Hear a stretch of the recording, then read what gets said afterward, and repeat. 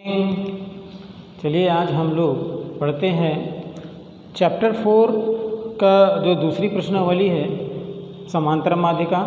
उसमें हम लोग को बताना है कि समांतर माध्य के जो दो यदि सदस्य दिए गए हैं तो उनके बीच का नंबर कैसे हम लोग को निकालना है, जिसे हम लोग समांतर श्रेणी का समांतर माध्य कहते हैं। ठीक है, और इसी में हम लोग आगे जाके पढ़ेंगे कि यदि दो प्रथम पद दिया गया है, एक प्रथम पद दिया गया है और एक अंतिम पद दिया गया है, तो उनके बीच के कई प्रकार के जो माध्य हैं उन संख्याओं को हम लोग कैसे ज्ञात कर सकते हैं, इसकी जानकारी भी आज हम लोग इस चैप्टर में के इस अध्याय में लेने वाले हैं। तो पहला सवाल बहुत सरल है।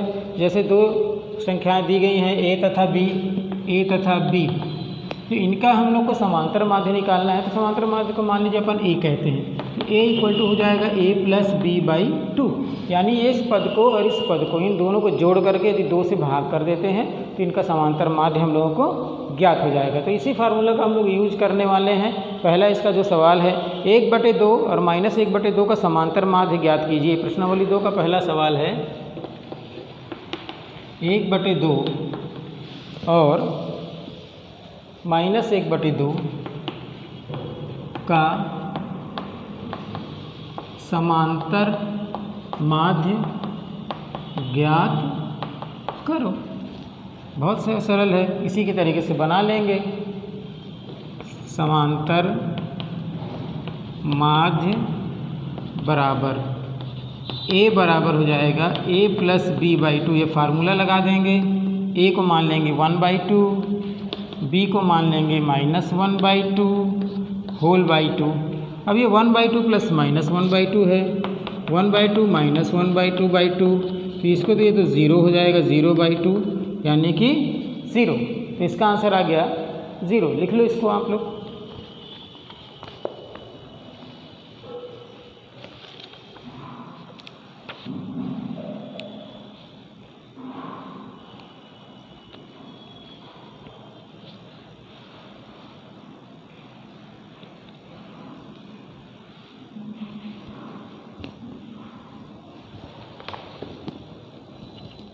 बनाते हैं। दूसरा जो क्वेश्चन है वो है x² + 3xy और y² - 3xy का समांतर माध्य ज्ञात करो। माना a equal to x² + 3xy, b equal to y² - 3xy,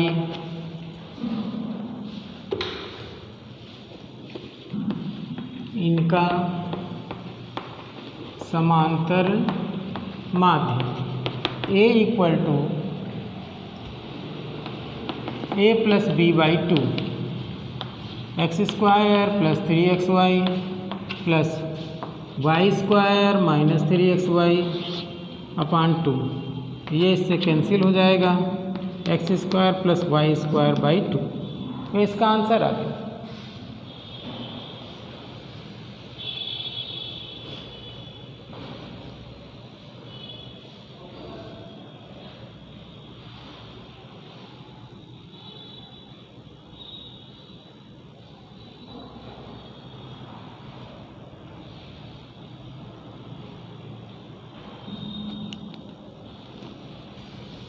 question number 3 देखते हैं इसका।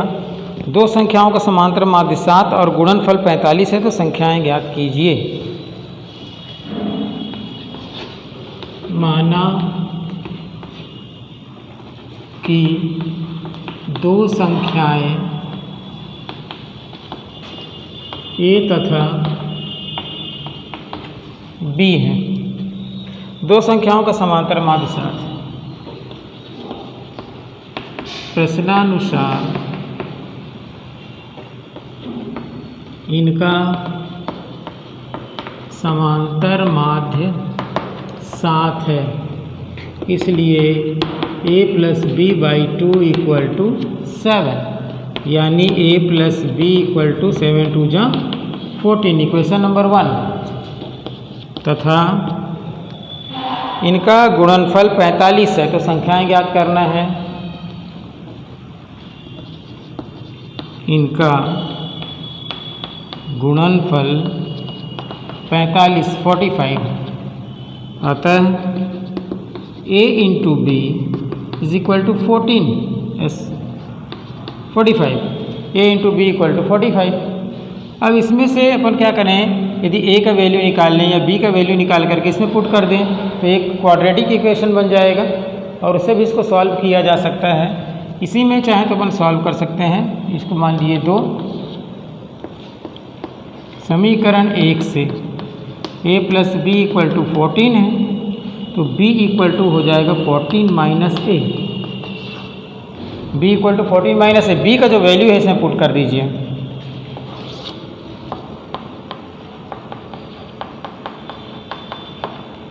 तो ये हो जाएगा a और b का वैल्यू आया है 14 माइनस a, 14 माइनस a यहाँ पुट कर दीजिए इक्वल टू 45।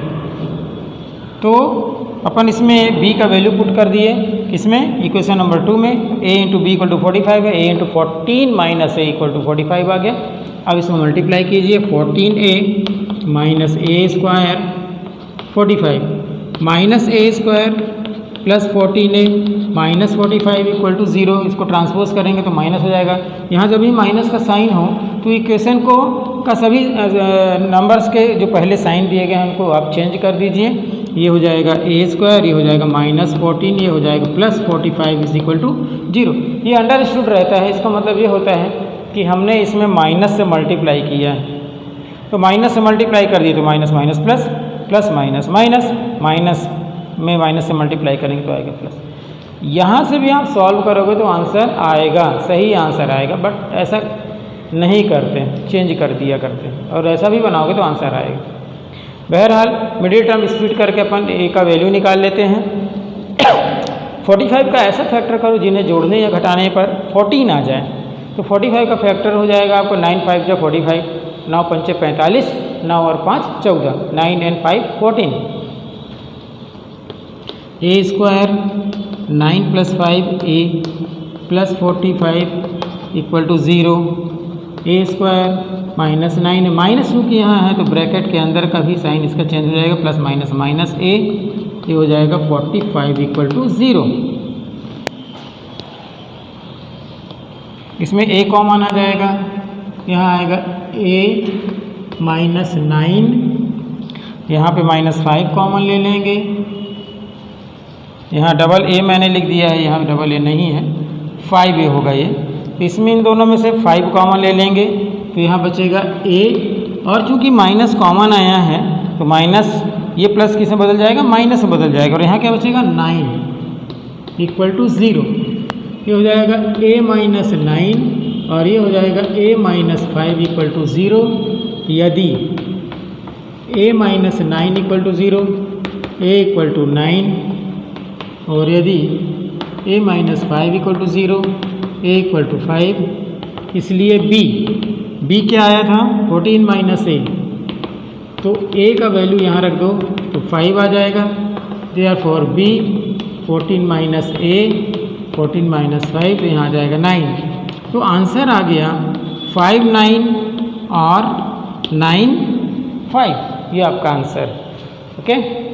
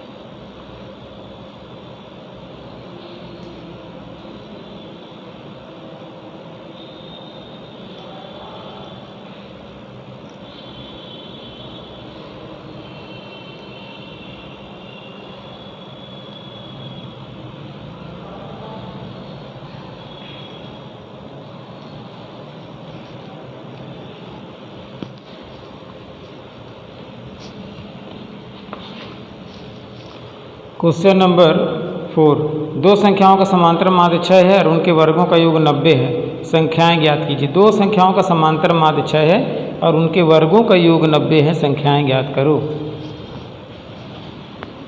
माना कि दो संख्याएं a तथा b हैं।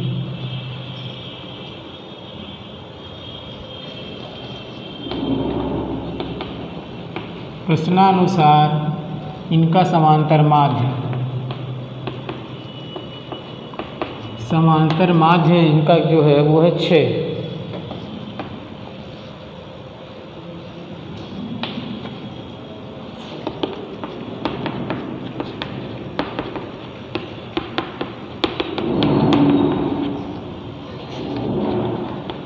तथा क्या दिया हुआ है, इनके वर्गों का योग 90 है।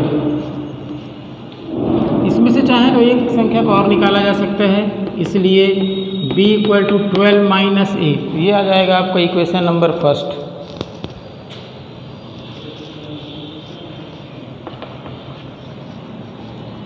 और इनके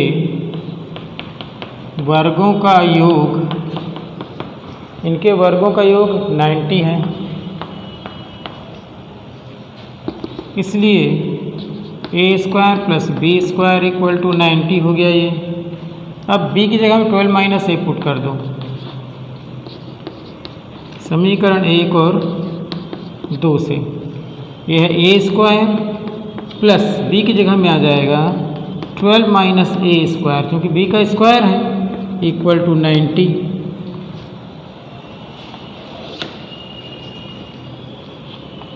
a² प्लस ये a + b होल स्क्वायर है, तो a² - 2ab + b², a - b whole square का फार्मूला यहाँ पे लग गया और = आ गया ये 90। a² 144, 24a, a² 90, a² 2a² -24a + 144 -90 = 0। Twice a² -24a, 144 में 90 माइनस करेंगे तो 4 में 0 माइनस करेंगे 4, 14 में 9 जाएगा तो आएगा 5 = 0। इसमें सब इवन नंबर है, इसमें से 2 कॉमन आ सकता है, 2 कॉमन ले लिए, यहाँ बचेगा a², यहाँ 12a, यहाँ 27 = 0। a² - 12a + 27 = 0/2, a² - 12a + 27 0, ये 2 वहाँ चला गया था। अब 27 का ऐसा फैक्टर करना है जैसे जोड़ने या घटाने पे 12 आ जाए। तो ऐसे 2 नंबर बताओ जिनको मल्टीप्लाई करने पे 27 आए। तो 9 3 जा 27, 9 3 27, 9 में 3 को जोड़ेंगे तो 12 आ जाएगा। ठीक है,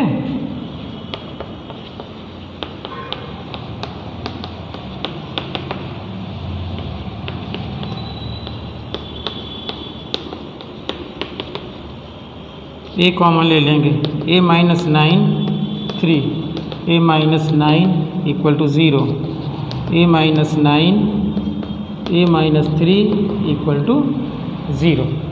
तो यहाँ तक आप लोग नोट कर लीजिए, इसके आगे बताता हूँ।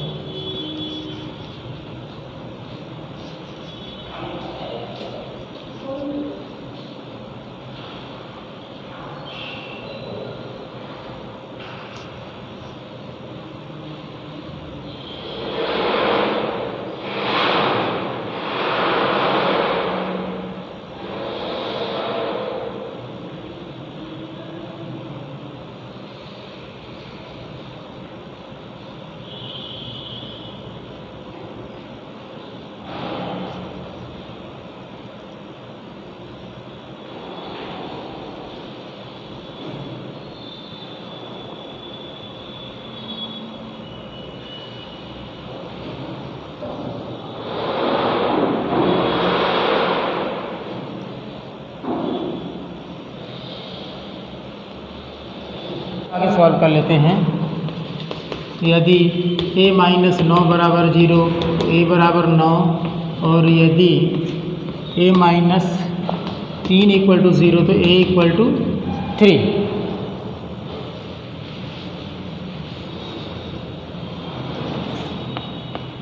समीकरण 1 से b equal to 12 minus a था, तो 12 a की जगह में 9 तो आ जाएगा 3, और यहाँ b equal to 12 minus 3 equal to आ जाएगा 9। तो आंसर आ गया 3 9 और 9 3।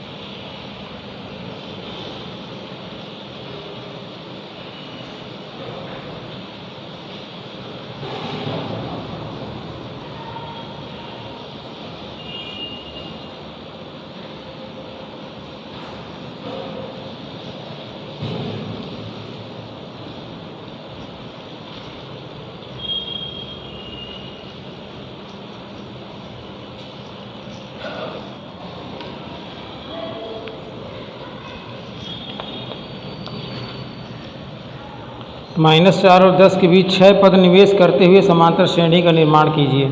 -4 और 10 के बीच 6 पद निवेश करना है। माना -4 तथा 6 के बीच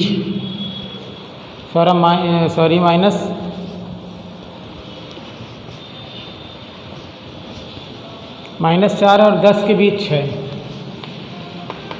माना -4 तथा 10 के बीच 6 माध्य पद A1 A2 A3 A4 A5 A6 हैं।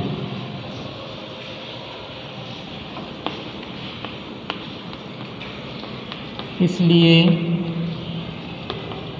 श्रेणी -4 A1 A2 A3 A4 A5 A6 और इसके बाद 10। ये हो गया -4 A1 A2 A3 A4 A5 A6 10। इसमें हमको A1 A2 A3 A4 A5 A6 इनका वैल्यू हम लोग को फाइंड करना है। तो एक श्रेणी बन जाएगा, इनका मान अपन इसके बीच में यदि रख देते हैं तो यहाँ पे देखते हैं जो प्रथम पद है वो है -4 तथा सार्वांतर यानी जिसे हम D कहते हैं, सार्वांतर तो D है, ज्ञात कर लेंगे इसको, तथा अंतिम पद L बराबर है 10। तो अंतिम पद का जो फार्मूला होता है, चूँकि L इक्वल टू 10 यहाँ दिया हुआ है और ये हो जाएगा A plus n-1 D equal to 10। A का जो वैल्यू है वो है -4 प्लस n-1। n यहाँ पे क्या है, n बराबर हम लोग यहाँ पे निकालते हैं, तथा n बराबर 1 2 3 4 5 6 7 8 क्योंकि 6 तो ये हो गए और प्रथम पद और अंतिम पद मिलाकर के 8 पद हो गए। तो n की जगह में हम लोग क्या करेंगे, 8 पुट कर देंगे। D का वैल्यू हम लोग को निकालना है 10 -4 8 में घटाओगे 7 आएगा, 7D equal to 10, 7D equal to 10 plus 4 7D equal to 14, D equal to 14/7, D equal to 2। D का मान आ गया 2। अब हम लोग श्रेणी के इन पदों को निकालते हैं। तो समांतर श्रेणी जो प्रथम पद है, प्रथम पद में यदि सार्वधातर को आप जोड़ दोगे तो ये पद मिल जाएगा।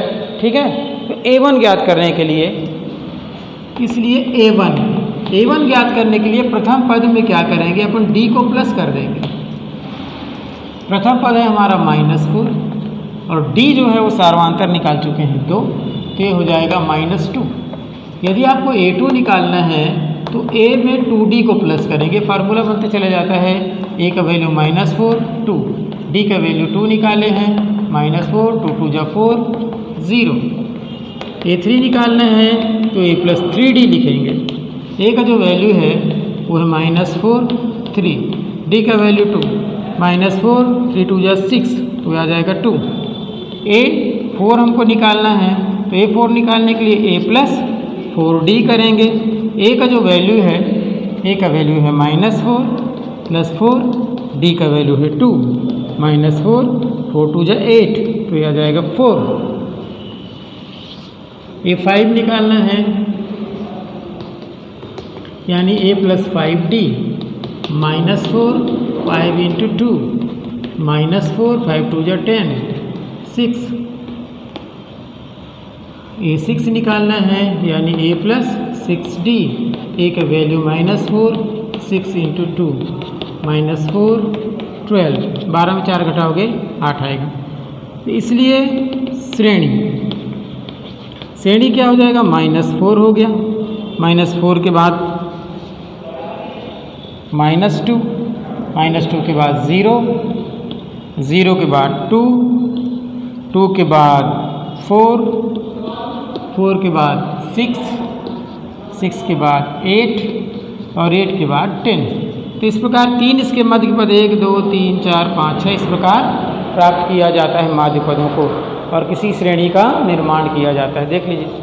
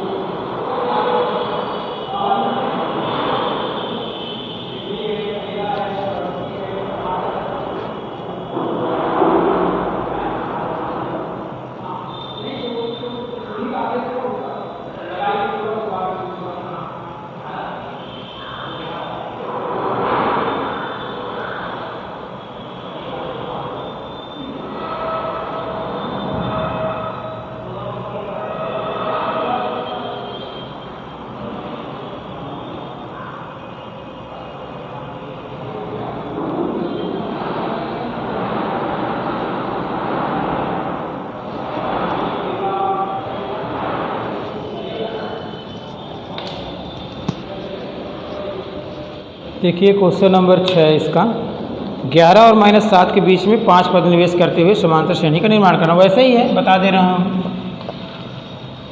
11 और -7 के बीच में 5 पद निवेश करना है। माना 11 और -7 के बीच में 5 पद A1 A2 A3 A4 A5 हैं।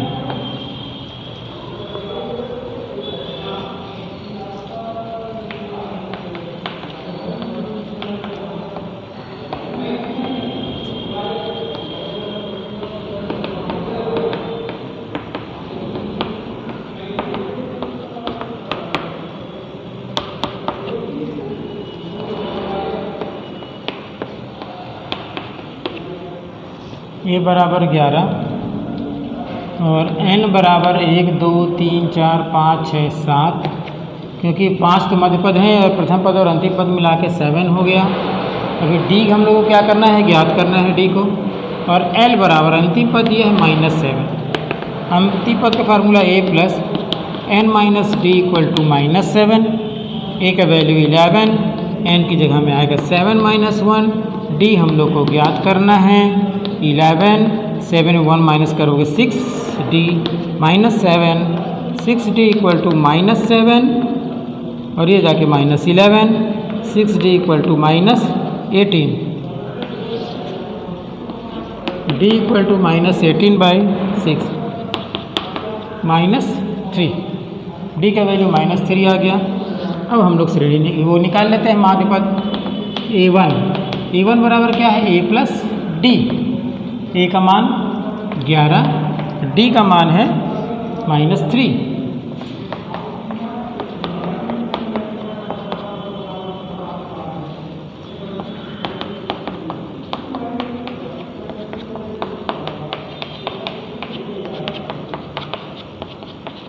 फाइव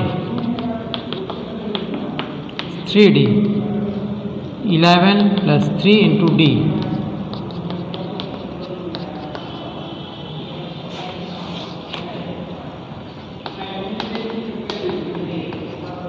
ए का वैल्यू है 11 प्लस 4 -3, ये 5 -3,